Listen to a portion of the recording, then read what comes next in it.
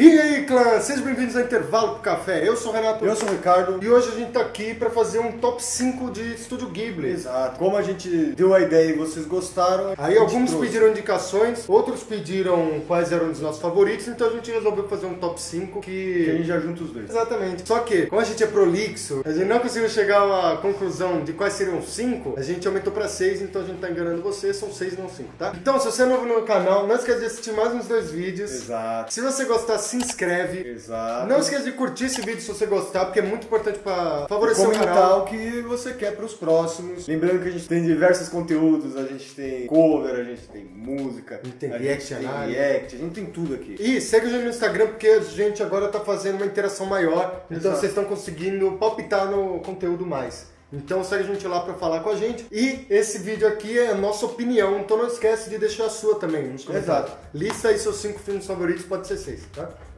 Então bora pro vídeo. O sexto filme que a gente colocou é uma indicação que fica aí pra vocês porque tem no Netflix também, que é Lupin III, o Castelo de Cagliostro. Acho que é Lupin porque eu vi um italiano falando, ele falou Lupin, então Lupin. Pode ser. Esse é um filme que se passa basicamente na Itália, é num país fictício chamado Cagliostro, e que acontece o seguinte, Lupin vem de um assalto que não deu certo, ele roubou um cassino, só que ele descobre que na verdade o dinheiro era falso. Aí ele vai parar em Cagliostro, ele se depara com uma moça que tá fugindo, tá numa perseguição ali, ele salva ela e aí ele se mete no meio disso. Essa moça é Clarice e quem a persegue são os capangas do Conde Cagliostro, que ele quer casar com ela à força, e aí no decorrer do filme você vai descobrindo o porquê disso. Cara, lembrando como é um filme dos estúdios Ghibli, a animação é lindíssima. É uma animação bem antiga, você consegue ver que ela é bem antiga. Sim. E, cara, é muito bonito de ver, cara. É uma obra de arte. Tudo do estúdio Ghibli é uma obra de arte. Se você não conhece, o estúdio Ghibli, ele preza por essa maneira mais antiga de fazer, Exato. que é a mão. Eles não fazem animação digital e tudo mais. Eles fazem quadro... Algumas coisas, né? Eles ainda fazem quadro por quadro. Quadro por quadro no geral, e aí, claro, agora eles passam pro computador, etc. Tanto que demora muito tempo pra fazer um filme. Muito tempo pra fazer um filme. Dá pra sair um filme, né? Dá pra sair 3. Olha que legal. Tem um aí do Miyazaki, tem mais 2 que... Um deles parece que vai ter o Miyazaki junto com o filho dele. Então aí tem essa parada. Esse é um filme de 79, é pré-Ghibli. Eles chamam de Ghibli, se eu não me engano, o período pós 1981, que foi quando eles instituíram mesmo o Ghibli. O Lupin, ele é um personagem que é italiano, de um livro, só que ele foi adaptado pro Japão com outro nome, que acabou virando mangá, depois virou um anime, feito inclusive pelo próprio Miyazaki, teve mão dele na época da Toei, e aí depois ele voltou a trabalhar com ele já no pré-Ghibli, né, que se tornaria o Ghibli. A música é do Yuji Ono, que é uma trilha que eu gosto bastante, não é o meu compositor favorito do Ghibli, vou falar mais pra frente quem é, mas é uma trilha que eu curto muito. E o legal desse filme, pra finalizar, é como ele consegue mudar bastante, alternar entre ação, que você tem perseguições de carro, você tem lutas com personagens estranhíssimos, com mistério, porque tem investigação e tudo mais, e romance, que aí entra no Lupin e Clarice. Então é um filme bem divertido, cara, muito divertido mesmo. E a beleza do filme é algo também surreal, então vale muito a pena você falar dos significados por trás. Sim.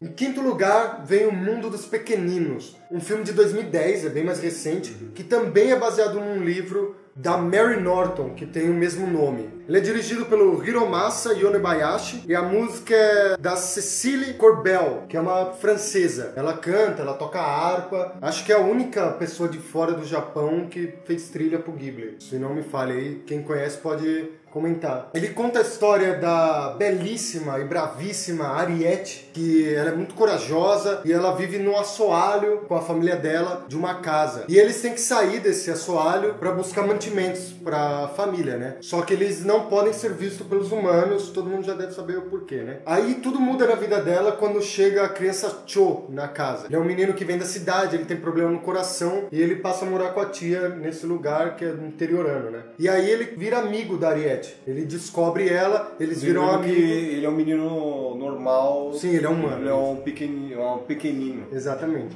Eu acho que o mais interessante pra falar sobre esse filme é, primeiro, a trilha belíssima também, mas principalmente a beleza do filme mesmo. A criação que eles conseguem fazer do subterrâneo, da própria casa da família da Ariete, que é feita em miniatura, né? Às vezes com resto de coisas, dentro de um amontado de tijolo. Então a beleza que eles conseguem criar nesse ambiente pequenino e da interação dela com o resto da casa grande, tem muita gente que já abordou esse tema, mas dessa maneira eu achei que foi única. E antes de passar pro próximo, eu quero que o Rodolfo coloque aí na tela um pouquinho pra vocês verem o cartaz desse filme, como ele é bonito, cara. Ele mostra basicamente tudo. O olhar atento do show por ter descoberto algo, ele mostra a característica psicológica da menina, da Ariete. Então, cara, esse cartaz eu acho que diz tudo, é muito bonito mesmo. Os cartazes do Estúdio Ghibli são geralmente muito da hora. Sim, a gente vai falar de mais um aqui nesse vídeo que... Ariete, I'll never forget you. O próximo é o Castelo Animado, ele é do Miyazaki. Sim, meu diretor favorito do Ghibli. Ah, o meu também. Inclusive, cara, ó, eu tenho um box aqui do Miyazaki, ó. é só do Miyazaki. Sim, são só filmes do Miyazaki, cara. A animação é genial. Eu acho que é uma das melhores, na minha opinião, das melhores do Estúdio Ghibli. Não é à toa que concorreu ao Oscar em 2006, né? Sim. Coloração perfeita, animação lindíssima, cara, parece uma foto as coisas. A ambientação, o ambiente, ele cria de uma maneira riquíssima. Eles moram num castelo do mago e tem um demônio do fogo que alimenta. A história de uma menina que ela envelhece. Sim. Por causa de um motivo que você vai assistir o filme e vai ver, ela vira uma senhora. E ela vai trabalhar pra esse mágico. Porque ele não é um mágico, é um mago, né? E ninguém sabe direito. Ela, no caso, não sabe quem ele é realmente. Sim, e ela mora com o Mark e o Calcifer. Cara, é um dos personagens mais carismáticos do Estúdio Ghibli. Nossa, é muito da hora. Essa animação é triste pra cacete. Geralmente os Estúdios Ghibli, ele tem uma tensão dramática bem forte. E no Castelo Animado ele tem essa tensão muito bem trabalhada em cima de personagens, cara. Sim. Não é nem pela história. Então é, sabe, quase o negócio do Game of Thrones, assim, quando morre um personagem, você fica, caralho. Trilha sonora genial, cara. Nossa, esse é meu compositor favorito do Estúdio Ghibli, é um dos meus compositores favoritos do cinema. Mano, é muito boa a trilha sonora. Ele trabalha de forma que, cara, esse maluco tem que ser estudado. Porque ele vê o filme, ele já trabalha de forma quase que auditiva o filme. Porque geralmente quando você compõe pra filme, coisa e tal, você compõe no que você tá vendo. E parece que ele vê com o ouvido, sabe? Ele já sabe. Ele trabalha muito tempo com o Miyazaki. Sim. Se eu não me engano, só o primeiro filme do Miyazaki, que é o Lupin, não tem participação dele. Acho que no período Ghibli, todos do Miyazaki tem. Porque, meu, ele já são uma uma fudida. besta divina, cara. Ele encaixa tudo. Todos os detalhes, todos os momentos se encaixam. Ele é tipo um John Williams da animação. E essa animação tem uma das músicas mais icônicas dele, que é o tema principal do filme. E ele gosta muito de começar a trilha dele, começar o filme com arpejos, assim. Então, geralmente, ele faz lá uma sequência de arpejos e aí entra a trilha. O Rodolfo vai colocar um trechinho aí dessa trilha pra vocês verem.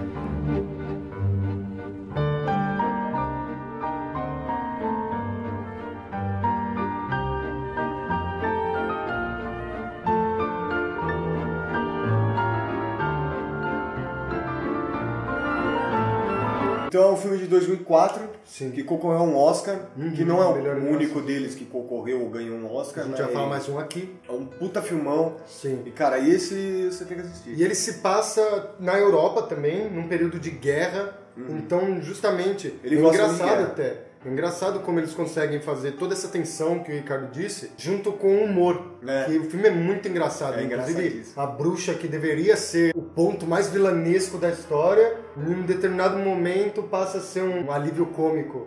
Eu quero comentar só desse filme uma coisa importante do Miyazaki, que é como ele trabalha o silêncio.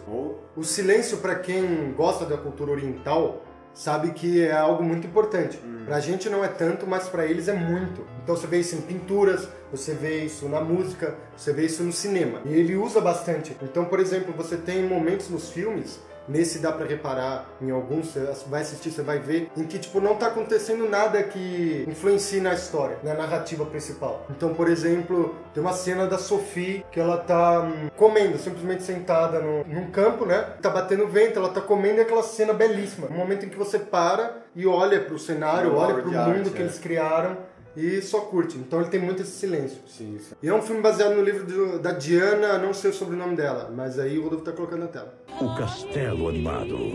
Uma viagem fascinante e inesquecível ao fantástico mundo dos mágicos, bruxas e castelos que têm vida própria. Eu finalmente encontrei alguém para proteger. Você. O Castelo Animado. Em terceiro lugar, um filme de 2002, que é O Reino dos Gatos. Ele é dirigido pelo Hiroyuki Morita e a trilha é do Yuji Nomi. Yuji Nomi não é o mesmo Yuji, é outro Yuji. Às vezes tem um nome igual.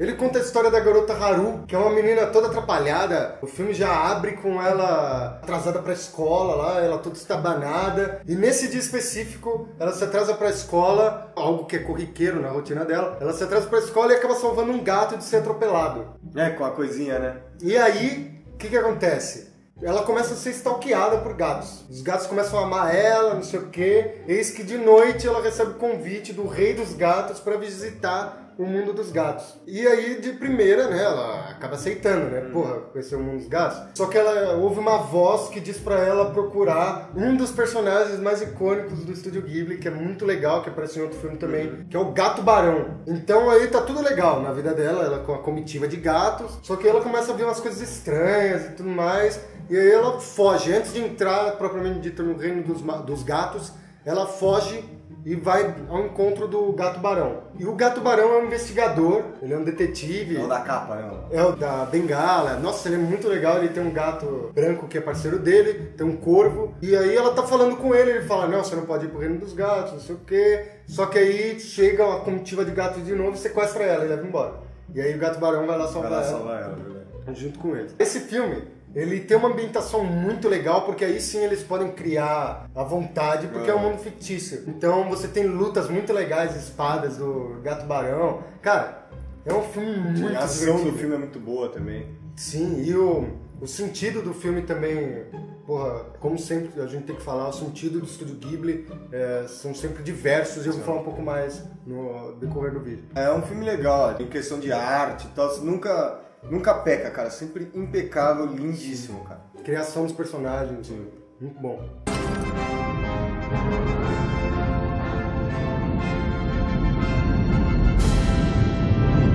猫の恩返し。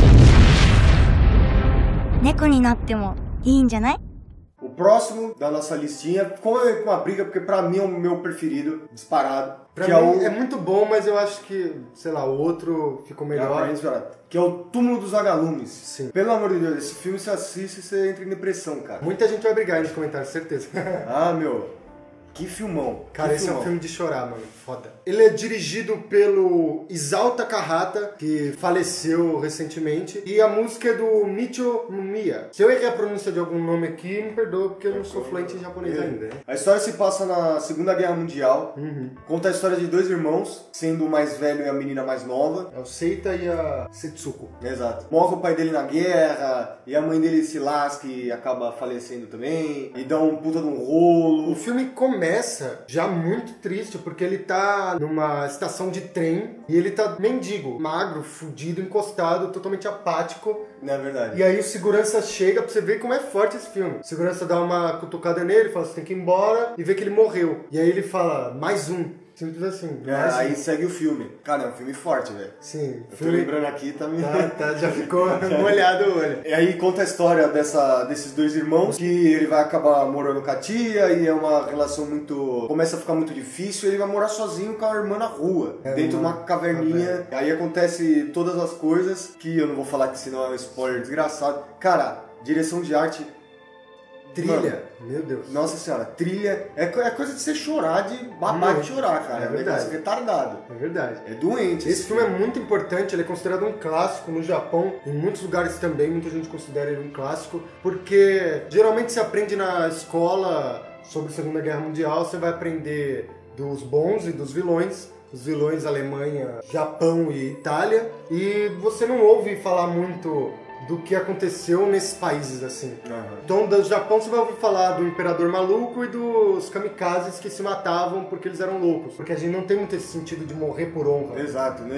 E, tipo, lá naquela época, até hoje, assim, não sei no Japão exatamente, mas no Oriente tem muito assim, é tudo casinha de... aquelas casas tradicionais, sabe? De que é feita pra madeira. se cair. Meu. Pra se cair e você não morrer, porque tem muito terremoto Então, lá. tipo, não tem nem guarda direito na cidade, tá? E daqui a pouco começa tudo a pegar fogo, sabe? Sim. Então a forma como ele perde a mãe também é muito É forte. forte, E aí cara. ele tem que amadurecer. O pai dele tá na guerra, a irmã dele precisa de ajuda, Exato. a tia dele gosta dele até enquanto ele tem dinheiro. Acabou o dinheiro, tá chegando a fome porque mostra essa escassez de comida que vai ocorrendo por causa da guerra. Vai acabando a comida, eles são mandados embora praticamente. Meu, é um filme que mostra a evolução desse rapaz, tipo, dele ser um moleque pra ele virar um homem e... Sim.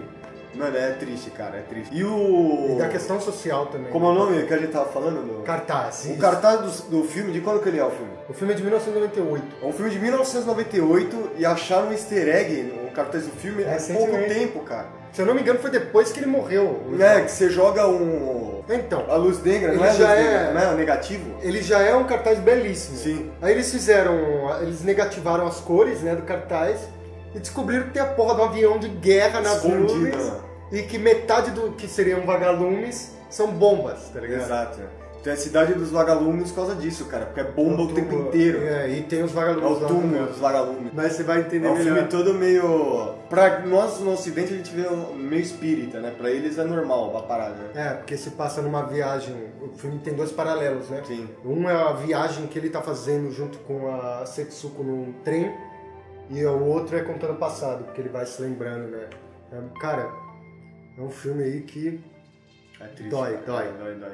Dói muito.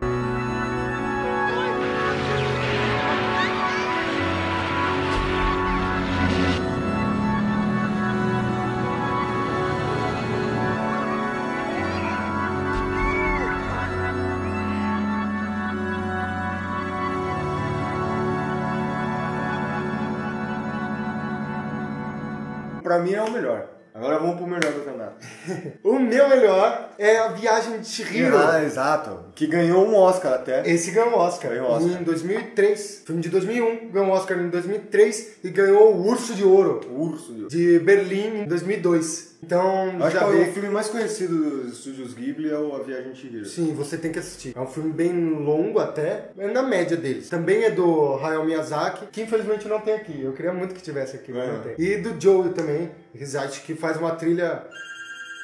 Até tocou o telefone, de tão boa que é a trilha. E esse filme, ele conta a história da Chihiro, que ela tá indo pra uma nova cidade com os pais dela, ela tá emburrada porque ela não queria se mudar, e aí eles acabam entrando num lugar místico, porque eles dão sorte de entrar na hora certa, no momento certo, e aí ela logo no começo perde os pais, Exato. porque eles resolvem comer uma comida que não é deles, e eles se tornam porcos. E aí lá se vê Chihiro presa num lugar místico, que é um reino dos deuses japoneses, sem pais, e ela tem que resgatá-los. E aí ela não sabe como. Conta basicamente sobre isso. Sobre o crescimento dela, sobre o amadurecimento. Conta sobre a ganância, sobre a gula, E, sobre cara, questões é do um capitalismo. filme, a trilha sonora é excepcional, só que a animação dele, pra mim, ele só perde pro Castelo Animado. Mas a animação dele é muito da hora, A velho. beleza, a criação daquele Nossa. mundo, cara. A composição, Meu a Deus. forma que eles fazem pra compor a ideia A cena. é muito top, mano. Muito foda mesmo. A questão de iluminação, porque vai ficando de noite aí as coisas místicas assim vão aparecendo meio que saindo de uma aura etérea, entrando pro mundo físico.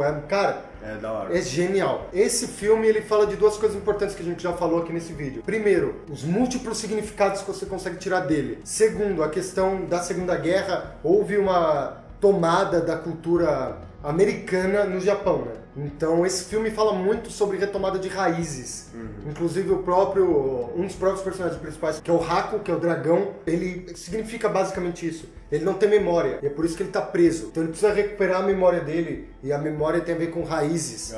Então aí já entra num dos significados, que eu vou falar um pouco mais pra frente, porque eu quero entrar em outros muitos. Você tem lá casas de banho, e aí é um significado que muita gente fala. Essas casas de banho, antigamente no Japão, eram usadas, não todas, claro, mas algumas eram usadas como prostíbulos, digamos assim. Então, basicamente, eles não falam isso, mas as Yunas que servem nessa casa de banho poderiam ser vistas como prostitutas, Porque todas elas têm o mesmo nome, elas não têm uma identidade e elas estão lá para servir os deuses que pagam para elas darem banho neles. Aí você tem a mudança do nome da Chihiro. Quando ela começa a trabalhar lá, ela perde o nome Chihiro e começa a ser chamada de Sen. Conforme vai passando o tempo, ela vai meio que tendo dificuldade para se lembrar dela, ela vai perdendo as memórias também.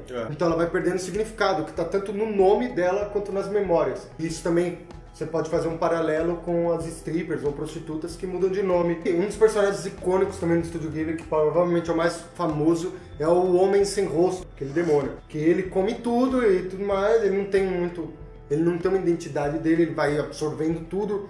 E ele dá presentes pra Chihiro. E por que ele dá presentes pra Chihiro? Ele quer conquistar a Chihiro. Então ele vai dando tudo o que ela quer, só que ela não quer nada, porque ela é uma criança inocente. Então também existe esse certo paralelo de aliciação de menores, etc. E isso é uma parada muito forte do filme. Ao meu ver, o filme também fala sobre poluição, sobre como a gente está destruindo a nossa natureza, assim como Ponyo, que é outro filme que tem na Netflix do Estúdio Ghibli, que é muito legal. O Estúdio Ghibli dá pra você analisar profundamente todos os filmes e encontrar muitos significados. A trilha também é muito legal, a gente tem um cover. Exato, com o Rodolfo fazendo um time-lapse da máscara. De Lego. Ele montando a máscara de Lego. Vamos lá!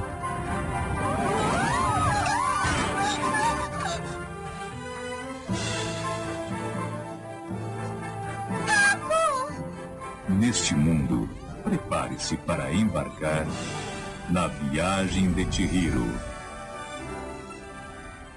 Bom, então é isso. Esse é o nosso top 5 mais 1 dos Estúdios Ghibli. Comenta o que você achou. Deixa sua Faz lista o seu também. top 5 ou 6, você que sabe. E se inscreve no canal. Curte, compartilha. Segue a gente no Instagram. Lembrando que o Rodolfo tem Instagram também. Renato tem Instagram. Então é isso, né? Sim. Sem mais delongas, Um a gente se beijo, despede. um abraço. Falou!